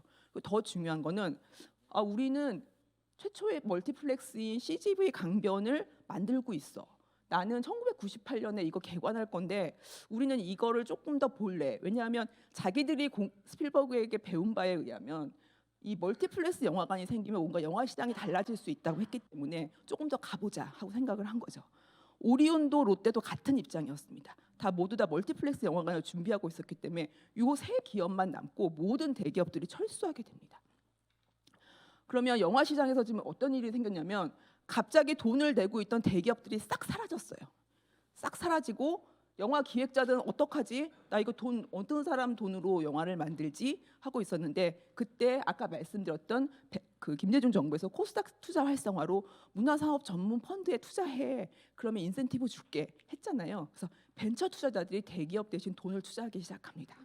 그럼 돈은 여기서 나오고 기획자들은 만들고 그럼 새롭게 영화 시장을 만드는 게 멀티플렉스 영화관인데 멀티플렉스 영화관은 이 세 개의 대기업이 합니다. 이 세 개의 대기업이 멀티플렉스 영화관으로 영화 판을 되게 키우고 배급도 하고 이런 식으로 영화 시장이 달라지기 시작한 거죠. 그래서 이때를 계기로 한국 영화의 메인 투자 시스템이 정착이 됩니다. 돈은 벤처 투자자가, 기획은 영화 기획자들이, 영화 배급은 3대 대기업이 이런 식의 구도가 만들어졌고 이때부터 천만 영화도 나오기 시작합니다. 영화 산업이 15.9%에서 60%까지 성장하게 된데 이 틀이 유지가 되었던 거죠. 지금도 이 틀이 유지되고 있습니다. 근데 문제는 뭐냐? 최근 코로나를 겪으면서 사람들이 영화관 안 가게 됐어요. 여기가 흔들리는 거죠. 영화관이 흔들리게 되면서 벤처 투자자들도 돈을 투자해도 돈을 못 버네가 되는 거고요. 영화관에서는 더 이상 걸 영화가 없네 이런 식이 되는 겁니다. 그래서 지금은 요 세 체제로 만들어진 축에서 이 대기업을 중심으로 한 배급자들이 되게 어려운 상황. 그래서 여기가 어려워지면 당연히 제작자들도 다 같이 어려워지겠죠. 지금은 굉장히 어려운 상황이 되어 있습니다. 최근의 위기에 대해서 조금만 더 말씀을 드리면 왜 사람들이 갑자기 영화관 안 가게 됐지? 라는 게 궁금하실 수 있잖아요. 첫 번째는 코로나 때 너무나 많은 사람들이 OTT, 넷플릭스를 통해서 영화를 보는 습관을 바꿨습니다. 특히 OTT를 보시기 시작하면요. 빨리 가면서 보죠. 재미없는데 건너뛰면서 보죠. 짜집기도 보고 동영상 축약본도 봅니다. 이런 식으로 보다 보면 영화관에 가서 영화를 보는 것이 너무 어렵습니다. 더 큰 거는 집에서 요즘 평균적으로 OTT를 2개 이상씩 보세요. 집에서 10,000원, 20,000원 이상 돈을 내고 있는 입장에서 영화관 가서 또 15,000원을 내? 한 개 비용이 되게 높아졌습니다. 옛날에는 내가 10,000원, 20,000원 내는 게 없었기 때문에 그냥 영화관에 가서 10,000원, 20,000원을 내는 게 그렇게 큰 부담이 아니었는데 나는 이미 꾸준히 10,000원, 20,000원 내고 있는 상황에서 추가로 15,000원 더 내려면 뭔가 더 좋아야 되는 거 아니야? 이런 생각을 하게 되겠죠. 그래서 이런 생각이 커지다 보니까 영화관을 가는 것이 굉장히 어려워졌고 현재 영화 시장은 코로나 이전과 비교했을 때 60% 수준입니다. 60% 수준인데 이상한 거는 꾸준히 천만 영화 하나야 두 개는 나와요. 한 해에. 그 이야기는 사람들이 볼 영화는 보는데 옛날에 그냥 가서 보던 영화들은 안 봐요. 그거는 집에서 OTT로 보면 되니까.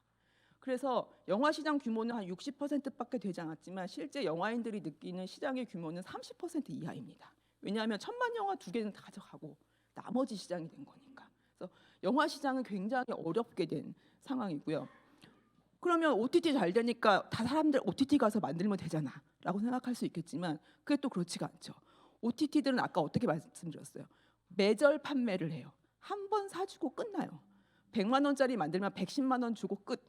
이기 때문에 영화 제작자들이나 이런 드라마 제작자들이 아무리 거기 가서 팔아달라고 해도 팔 수 있는 캐파도 있고 사줄 수 있는 캐파도 있고 그렇게 높은 값은 아닙니다. 왜냐하면 영화는 한 편 잘 만들면 10배, 20배 수익이 날 수 있는 구조지만 드라마는 자기가 만든 드라마에 5% 마진 준다. 최근에는 그 5% 마진도 받지 못하는 경우가 많거든요. 그러면 시장 자체는 굉장히 위축이 될 수밖에 없는 상황인 거죠. 그래서 우리나라의 영상 콘텐츠 수준이 굉장히 높아졌는데도 불구하고 계속 시장이 어렵다라고 얘기 나오는 것은 사실 이런 구조 때문에 그럽니다. 그럼에도 또 다른 현상 중에 하나는 넷플릭스가 굉장히 돈을 잘 주다 보니까 드라마 제작비는 되게 올라갔어요. 옛날보다 훨씬 더 제작비는 올라갔는데 한국의 OTT들은 그만큼에 대한 제작비를 주기가 어렵습니다. 그래서 한국의 OTT들을 중심으로 제작비가 너무 올라서 못하겠다라는 얘기가 자꾸 나오고 있는 상황이긴 합니다. 근데 이 이야기는 어떻게 보면 제작비를 줄이는 문제가 아니라 이 제작비에 상응하는 수익 구조를 만들어야 되는 문제죠. 지금 배우들이 몸값 깎는다고 해서 이 시장이 성장하는 것이 아니라 우리가 이 정도의 제작비를 줘서 만들었다면 우리가 좀 더 많이 팔거나 다른 곳에 더 팔아서 수익을 올려야 되는 상황이 것입니다. 요걸 조금 더 말씀을 드리면 지금 영화랑 드라마랑 되게 판이 달라요. 이쪽 왼쪽이 영화고 오른쪽이 드라마인데 영화의 경우는 예를 들어서 B2C 구조인 거죠. 영화를 잘 만들어서 관객이 많이 볼수록 그 수익이 모두 제작자들 또는 배급자들에게 갈 수 있습니다. 10배, 20배 수익이 날 수 있는 구조죠. 그런데 드라마 같은 경우는 아까 말씀드린 것처럼 발주를 하는 곳이 있습니다. OTT일 수도 있고요. 방송국일 수도 있고 스튜디오 기업일 수도 있습니다. 여기서 발주를 해서 한번 사줘요. 끝. 여기서 수익이 끝나요. 그럼 발주를 해주는 곳이 무한정 늘어나지 않는다면 그 드라마 제작자들은 돈을 벌 수가 없는 구조인 거죠. 그럼 어떻게 바뀌어야 되냐면 발주를 해주는 곳이 한 군데밖에 없다면 이걸 만들어서 여러 군데 더 팔면 되지 않을까? 다른 나라 OTT에 팔면 어때? 뭐 뷰에 팔면 어때? HBO에 팔면 어때? 이제 이런 생각을 해야 되는데 우리나라에서 한 번도 이런 일을 해보지 않았습니다. 넷플릭스가 와서 우리나라 걸 사줬지 우리가 한 번도 가서 직접 가서 HBO에 가서 팔고 어디 가서 팔고 이래 본 적이 없어요. 이게 말이 쉽지 어렵습니다. 특히 HBO에는 아직도 미국 중심이죠. 한국 드라마 한 개도 없어요. 아직도 그런 OTT들이 굉장히 많아요. 그럼 그런 시장들을 뚫어서 우리가 한번 만든 거를 이 OTT 저 OTT 다 파는 게 중요한데 이게 아직은 되고 있지 않은 상황입니다. 그래서 만들어도 제작비만큼 못 받아요 하는 얘기가 나오는 게 여기서 사줄 수 있는 만큼밖에 못 만든다라는 것 때문에 지금 현재 이런 상황인 겁니다. 그리고 또 두 번째 좀 약간 제가 어렵다고 생각하는 것 중에 하나는 영화 산업 지원할 때는 펀드 중심으로 많이 하셨어요. 왜냐하면 펀드에다 모태 펀드 많이 태워주면 모태 펀드 돈이 영화 투자로 들어가고 그 수익으로 이어질 수 있기 때문에 펀드 중심으로 많이 하셨는데 요걸 똑같이 이쪽에다 적용하시려는 분위기가 좀 있습니다. 그런데 펀드는 아무리 드라마에다가 쏟아도 수익이 안 나면 투자자들이 들어갈 수가 없잖아요. 영화는 잘 만들면 수익이 날 수 있다는 걸 알기 때문에 투자자들이 들어갈 수 있지만 정책 펀드를 아무리 많이 만들어도 이거는 OTT하고 스튜디오 기업들이 많이 사주지 못하면 이 돈들이 들어가서 수익을 날 수 있는 구조가 아닙니다. 수익은 해외 가서 파는 수밖에 없는데 이 방향은 여전히 막혀 있는 상태에서 야 정책 펀드 조성할게라고 하면 사실 이 펀드 돈이 움직일 수가 없어요. 그래서 저는 드라마 산업 같은 경우는 펀드 중심보다는 뭔가 해외로 나가는 쪽에 좀 물꼬를 터줘야 되는데 아직 우리가 영화 쪽 하던 마인드 그대로 드라마를 좀 보고 있는 그런 상황입니다. 다음 이제 기업 얘기를 간단히 조금만 더 해보겠습니다. 그 많은 문화 산업에서 얘기를 할 때 정부가 뭘 해줬니? 우리한테 정부가 뭘 해줬냐라는 얘기 많이 하세요. 그리고 그 얘기가 가장 많이 나오는 곳이 사실은 K-팝입니다. K-팝 쪽은 정부의 혜택을 가장 더 얻었다. 왜냐하면 영화 쪽은 분명히 명확하게 얻은 게 많은데 우리는 뭐 도움받은 게 없어요라고 많이 얘기를 해요. 그런데도 저는 이제 정책적으로 가장 중요했다고 생각하는 것은 한국의 K-팝 기업들이 성장하는데 가장 중요한 것은 금융이었다. 정책금융, 코스닥 시장이 있었기 때문에 가능했다라고 얘기합니다. 왜냐하면 이 그래프가 뭐냐면 음악 산업의 그 수입을 나타내는 건데요. 확 꺾이는 게 보이실 겁니다. 확 꺾이는 게 뭐냐면 음반 수익입니다. 옛날에는 CD와 레코드를 통해서 음악을 듣다가 90년대, 2000년대 넘어가면서부터 MP3로 음악을 듣기 시작했습니다. 그러면 사실 MP3로 듣기 시작하면서 우리 음반 사지 않아요. 옛날에는 막 CD 샀잖아요. 저는 사지 않습니다. 음반 수익이 확 꺾이면서 지금은 스트리밍 수입으로 보완이 되고 있지만 초기에는 음반 수익이 굉장히 줄어드는 형태였습니다. 우리나라 음악 기업들에게 중요한 수익은 세 가지입니다. 첫 번째는 음반 수익, 두 번째는 공연 수익, 세 번째는 그 광고나 IP, 굿즈 같은 수익인데 사실 우리나라에서는 음반 수익이 굉장히 중요한 나라였기 때문에 이 음반 수익이 줄어들게 되면 버틸 수가 없습니다. SM이 가장 중요했던 역할을 했던 거는 아이돌을 만들어놨다는 것도 굉장히 중요한 의미지만 아이돌을 만들어서 이 음반 수익이 줄어드는 구조에서 어떻게 할 것인가 해외로 나가야겠다라는 생각을 한 거죠. 해외로 나가야 되는데 해외로 나가려면 돈이 필요합니다. 돈이 필요한데 이 돈을 어디서 조달할 것인가? 없어요. 조달할 데가. 이때 SM이 가장 중요하게 본 것 중에 하나가 그러면 우리가 코스닥 시장을 가서 자본을 조달해야겠다라고 생각을 한 게 저는 가장 큰 변화였다고 생각하고 처음부터 쉽지 않았죠. 대우증권에서 주관사 했는데 계속 거부당했습니다. 왜냐하면 음반사, 그러니까 음악 기획사는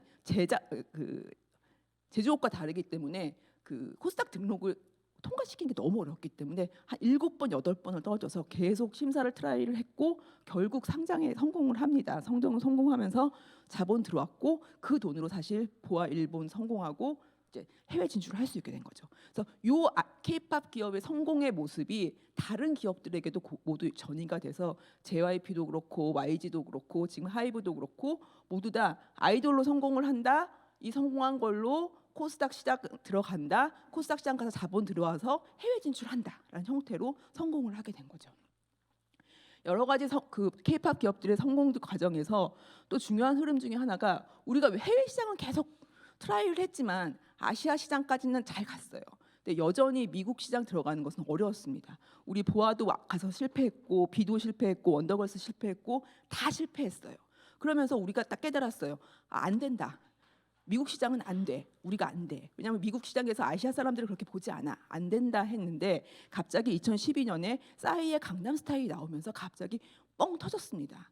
근데 이때는 달랐어요. 뭐가 달랐냐면 이 이전까지는 기업들이 가서 시장을 만들려고 노력하던 때였는데 이때에는 기업이 아무것도 하지 않았습니다. 뭐만 했냐면 뮤직비디오 만들어서 트위터에 올린 게 다예요. 그런데 트위터에 올리면서 이때부터 음악 산업의 중심이 SNS, 유튜브 중심으로 바뀌었기 때문에 기업이 뭘 하려는 게 아니라 트위터 안에서 SNS 안에서 사람들이 공유하면서 성공이 만들어지는 이런 시대로 바뀌었습니다. 첫 번째 만들어낸 게 강남스타일이었고 이때부터 한국 기업들은 안 거죠. 아, 기업이 하는 게 아니라 SNS 안에서 팬들이 만드는 거다. 팬들이 성공을 만드는 거다 해서 한국의 K-팝 기업들은 이때부터 팬들을 만드는 데 중점을 합니다. 가수를 잘 만드는 거 중요하지만 이게 더 중요한 것보다 이 가수를 좋아하는 팬들을 만드는 것 산업으로 전이가 됩니다. 여러분들 요번에 탄핵 집회 때 너무나 많은 사람들이 응원봉을 가지고 나서 깜짝 놀라셨을 거예요. 여기 저렇게 많을 줄이야 했겠고 아니 이게 다 어떻게 나왔지? 두 가지가 다 놀라웠는데 이게 너무나 당연했던 것 중에 하나가 K-팝 산업에서의 팬들의 입장에서는 적어도 팬질을 한다는 사람 입장에서는 이러한 크고 작은 연대가 굉장히 몸에 익어 있어요. 훈련되어 있습니다. 왜냐하면 이분들은 내 아이돌이 성공하기 위해서는 밤새 줄 서서 공연도 가야 되고 클릭해서 공연장 티켓도 사야 되고 기획사가 잘못하면 가서 우리 오빠들 왜 이러냐고 싸움도 해야 되고 많은 싸움들을 해왔습니다. 이런 크고 작은 연대의 마음들이 다 마음속에 있어요. 그러면 이런 것들을 해보신 분들은 다른 큰 사안이 왔을 때도 잘 움직일 수 있습니다. 한 번 움직이는 게 힘들지 한 번 움직여본 사람은 두 번, 세 번이 쉽잖아요. K-팝 팬덤의 굉장히 중요한 모습 중에 하나가 자꾸 만나고 연대하고 뭔가를 해내는 거예요. 그리고 뭐 밤새도록 기다리고 줄 서고 너무 쉽습니다. 맨날 해오던 거예요. 2박 3일, 3박 4일 할 수 있어요. 우리 늘 해왔다. 이게 있거든요. 그래서 이게 정치적인 이슈와 맞물려서 그렇지 K-팝의 팬덤들은 항상 이런 준비가 되어 있었다. 그래서 이분들 되게 무서운 사람들이다. 이분들의 심기를 건드리면 무슨 일이 날지 모른다라는 거고요. 그런 힘으로 사실 BTS도 팬들이 만들었습니다. BTS를 만든 건 하이브가 아니에요. 하이브는 아이돌만 만들었을 뿐 BTS가 미국으로 성공하게 했는데 모든 걸 다 팬들이 조직화했습니다. 시장도 만들고 판권도 만들고 뭐 유통도 만들고 다 팬들이 했어요.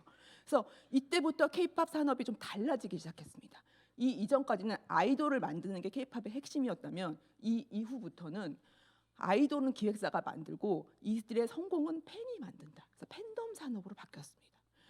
많은 기업들이 한국의 K-팝 기업들에 관심을 갖는 건 너희는 어떻게 그렇게 팬덤을 만드니?예요. 아이돌을 만드는 게 궁금한 게 아니라 그건 할 수 있는데. 그래서 이것은 굉장히 한국에 지금 특화된 산업이다라고 말씀을 드릴 수 있어요. 이 마지막 장인데요. 이제 우리가 계속 얘기를 해왔잖아요. 개방을 해서 정책을 만들고 시장을 만들었다고 했는데 그러면 이제 수업을 반만 들으신 분은 아 그럼 다 무조건 개방했던 거야? 개방했어야 되는 거야? 우리 개방 늦게 해서 이런 거야? 라고 생각하실 수도 있죠. 우리 개방을 막았던 두 가지 일본 문화 개방 되게 뜸들였다 했습니다. 그리고 스크린 쿼터제도 굉장히 뜸들였다가 열었습니다. 그러면 이걸 개방을 빨리빨리 했으면 좋았을 것이냐? 그렇지 않습니다. 대표적으로 스크린 쿼터제 같은 경우를 보면 1998년에 첫 번째 스크린 쿼터 폐지하라는 압력 들어왔죠. 그때 김대중 대통령이 국민 정서가 지금 맞지 않는다. 그리고 지금 우리가 그 영화 시장에서 한국 영화의 점유율이 40%가 되지 않기 때문에 스크린 쿼터 사실 중요한 게 40%거든요. 40%가 되지 않기 때문에 아직 문을 열기 어렵다. 그래서 우리가 한국 영화가 40%될 때까지 우리는 스크린 쿼터 폐지할 수 없다라고 주장을 했어요. 근데 그때 제일 중요했던 건 사실 국민 정서였죠. 국민 정서가 우리 것은 소중한 것이여라는 영화인들의 그 이야기가 잘 먹혔어요. 스크린 쿼터를 폐지하게 되면 굉장히 질 나쁜 미국 영화들이 들어와서 우리의 소중한 서편제와 같은 아름다운 영화들을 못 걸게 된다. 이 논리가 국민들에게 잘 먹혔어요. 그래서 사실은 1차 때는 문을 열지 않고 넘어갈 수 있었습니다.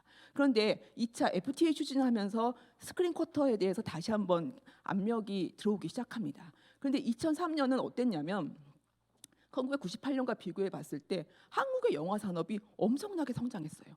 아까 영화에 투자하기 시작했잖아요. 2003년에 첫 번째로 1000만 영화 나와요. 신문에 계속 영화 성공했다, 영화 성공했다, 어느 투자자가 얼마 벌었다, 어디 회사가 대박 받았다 이런 이야기가 나오기 시작합니다. 국민 정서가 바뀌었어요.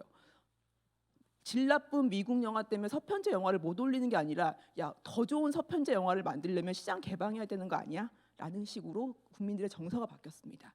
영화인들은 똑같이 이야기했지만 이제 국민 정서가 바뀐 거죠. 경제 중심으로 논리가 바뀌기 시작했고 FTA 추진이라는 굉장히 중요한 과제가 있었기 때문에 문을 열었습니다. 그런데 중요한 것은 그때 보면 이미 우리나라의 영화 시장에서 한국 영화의 점유율이 40%를 넘어가고 있었어요. 그러니까 반대할 명분이 사실 없는 거죠. 김대중 대통령이 우리 영화가 40%될 때까지 문 못 열어요 했는데 40% 이미 넘어섰고 신문에서는 계속 한국 영화 성공한다 이야기가 나오니까 국민 정서 바뀐 거죠. 그래서 영화 시장을 열어줄 수밖에 없었고 스크린 쿼터를 폐지했습니다. 그래프를 보시면 스크린 쿼터 폐지가 딱 되니까 사실 한국 영화 점유율이 다시 떨어져요. 까만 그래프 보시면 다시 떨어지는 게 맞아요. 그런데 다시 올라갑니다. 이게 왜 가능했냐? 워낙에 한국 영화가 성장하는 흐름이 있었을 때에 막았기 때문에 꺾였지만 다시 올라간 거죠. 그런데 만약에 1998년부터 스크린 쿼터 폐지했다면 이 그래프가 이렇게 올라갈 수 없었겠죠. 그래서 개방이 중요한 게 아니라 개방을 언제 하느냐가 중요하고 어느 정도 준비가 되어 있을 때 하는 것이 중요한가. 이게 스크린 쿼터에서 보입니다. 그러면 요즘 또 가장 많은 이야기가 야 우리도 이제 스크린 쿼터 이렇게 했던 것처럼 중국에서 한한령 때문에 난리인데 아마 올해쯤이면 한한령에 대해서 조금 변화가 있지 않을까 이런 이야기들 많이 했어요. 저도 변화가 있을 거라고 생각을 합니다. 그런데 그럼 한한령이 폐지가 되면 한한령 폐지가 한한령이 2016년에 일어났는데 그럼 2016년 이전처럼 우리나라의 많은 아이돌들이 대거 중국 가서 공연하고 이런 일이 벌어질까? 저는 그렇지는 않을 거라고 생각합니다. 왜냐하면 중국에서 한류를 선택할 때에는 그 문화 안보의 논리에 따라서 서구 문화 대신 한국을 선택한 측면이 큽니다. 이들도 시장을 개방을 하면서 막 미국 문화가 들어오는 거에 대해서 좀 거부감이 있었어요. 그래서 문화 안보 논리를 세우면서 서구의 문화에 대응할 수 있으면서 우리의 문화 경쟁력을 높이자라는 논리를 정책적 방향을 세웁니다. 그렇게 했을 때 한국의 문화는 적당히 우리가 받아들이기 좋다. 왜냐하면 서구 문화만큼의 이질감은 없고 우리랑 비슷한 측면도 있고 우리가 경쟁력을 높이는 데 도움이 될 수 있는 나라다라고 생각을 한 거죠. 그래서 한류를 적극적으로 받아들였어요. 받아들였지만 2016년쯤에 됐을 때는 한류가 너무 커진 거죠. 너무 커졌기 때문에 어떻게 하면 이걸 막아야 될까 하다가 공교롭게도 사드랑 걸리면서 이것을 막기 시작했습니다. 그럼 다시 문을 열 때는 어떨까? 이 마음이 없어진 게 아닙니다. 그래서 한한령이 해제가 되더라도 뭐 자유롭게 교류도 일어나겠지만 2016년 이전만큼의 특수는 좀 어렵다. 그래도 지금 우리가 이렇게 성장하고 있는 데에서 중국 시장이 빠져 있었어요. 중국 시장 빠져 있는데 이게 시장이 하나 더 생긴다는 측면에서는 긍정적인 효과가 있겠지만 그 이전만큼 아주 모든 게 막 중국 중심으로 가지는 않을 것이다. 왜냐하면 중국이 그럴 마음이 없다. 중국은 이미 그런 것을 컨트롤하는 과정에서 한류를 받아들였기 때문에 다시 문을 열 때에도 그 이전 같지는 않을 것이다 라고 보고 있습니다. 예, 오늘 준비한 이야기는 여기까지입니다. 예, 감사합니다.